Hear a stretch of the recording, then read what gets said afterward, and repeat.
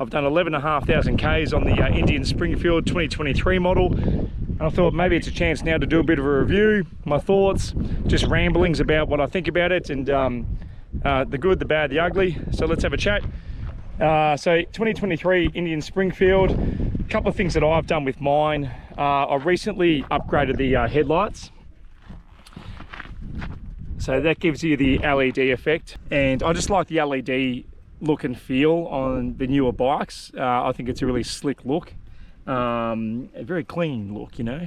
It looks better than that yellow halogen effect. I had the two highway lamps, but they had that yellow effect to it. I don't know, I just don't like the look of that, given the rest of the bike has got a bit of a modern feel to it. Yeah, look, you know, what else did I get done? I had the highway bars put on. Look, you know, if I had my time again, just for aesthetics, I would have gone for the mustache look. But I think these look pretty slick, these ones here. So these are from Indian. I think this is one of the best things I've done to this bike, now that I'm doing a lot of long haul. It's great to put your feet up here, stretch the hamstrings and things like that. So I'm 6'4" and I weigh, what, 100, 102, 103 kilograms. And the reason why I know it's on the mark with that is because I was just on a helicopter recently and they had to weigh me.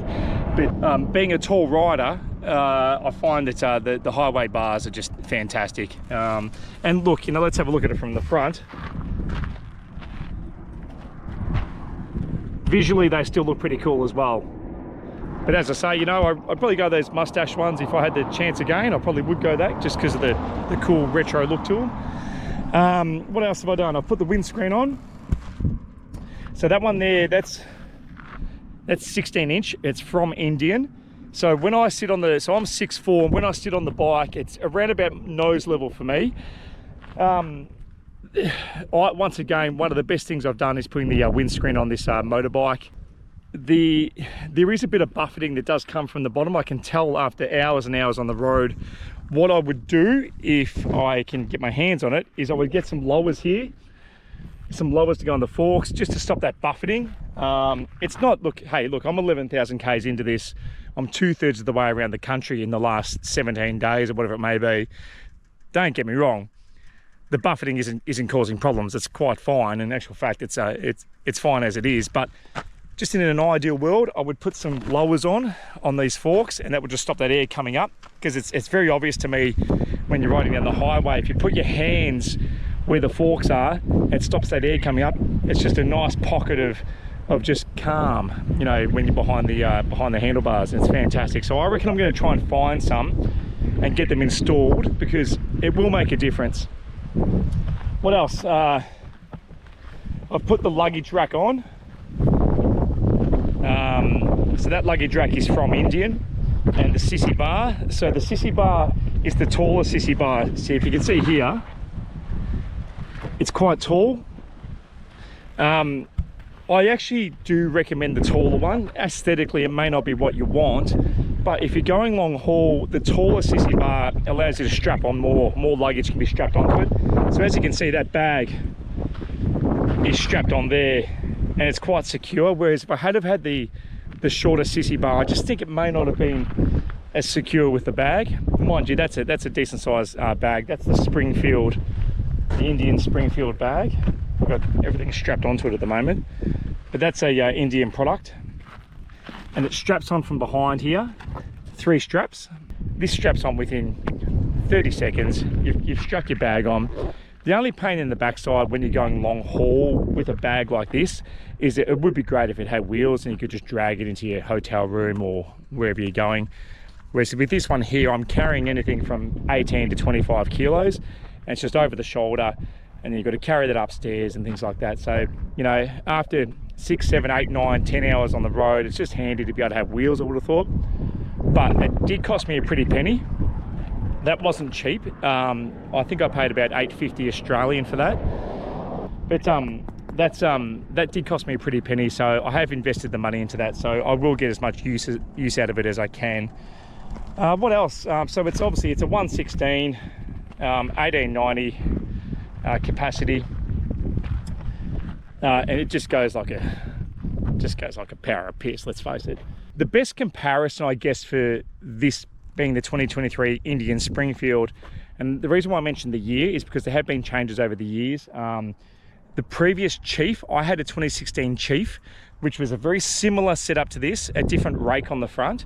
I went for this because I liked having the strip down effect without having all the fairings on it, and the ability to put on the windscreen but rip it off when you want to, and just have that stripped down sort of, you know, naked effect. I just really like that for cruising around town or whatever it may be, or just going down to the coast. I live back home in Geelong.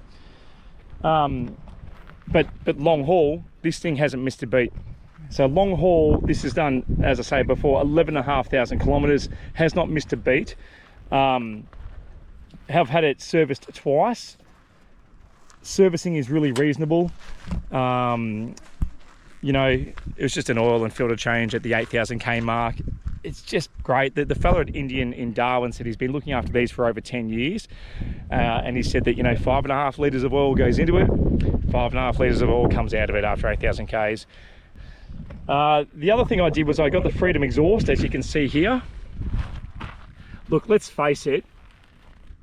Who rides out of a shop? Who rides out of the shop, whether it's Harley or Indian or anyone for that matter, with a standard exhaust these days? You just don't. You know, it sounds like a chook chaser.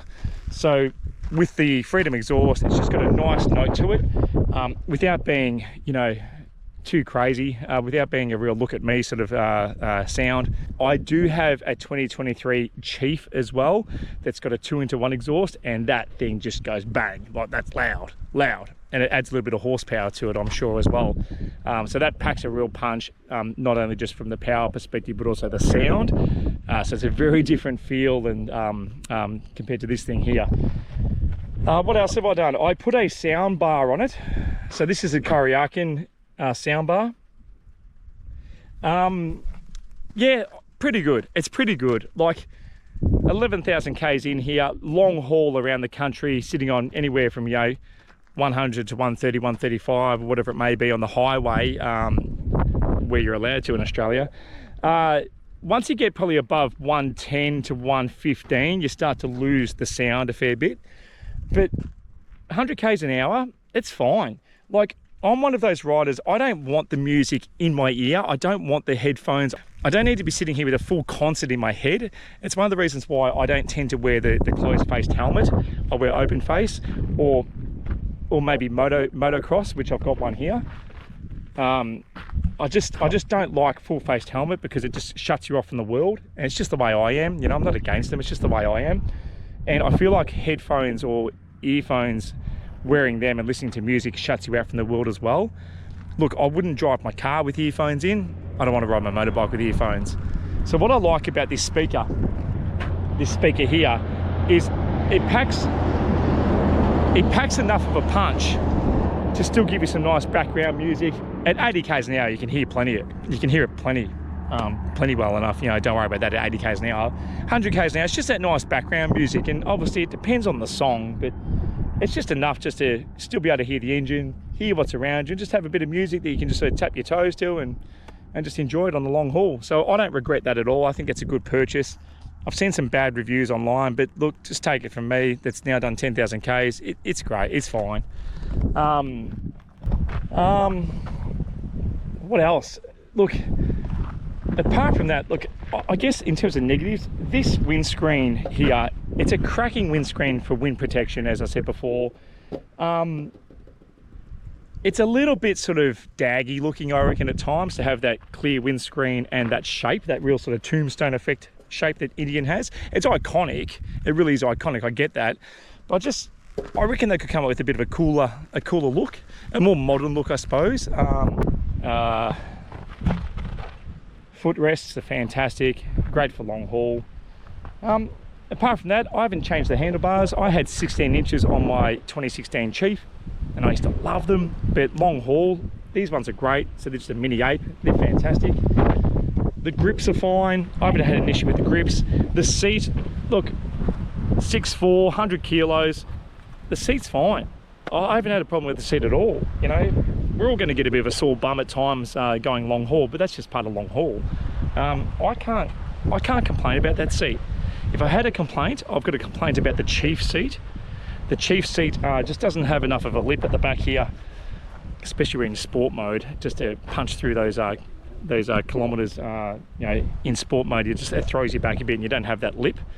So on the Chief, I'd probably change it, and I probably will. But this seat's fine, panniers are fine, everything's great. I'm really happy with it. Look, that's probably my little review. I rambled on a little bit, I suppose, and I talk fast, but I'm really happy with it. And yeah, I recommend it. If you're over 6 foot, if you're over 6'2", 3, I'm 6'4". If you're over 6'2" or 3, this is the bike for you if you want an Indian. If you don't want all the fairings. But for me, it was about having an aesthetic look that I really like. And it's just something cool about Indian, in my opinion. Look, and I've just spent, the last, 16, 17, 18 days or whatever it may be at this stage doing, 10,000 Ks going around the country.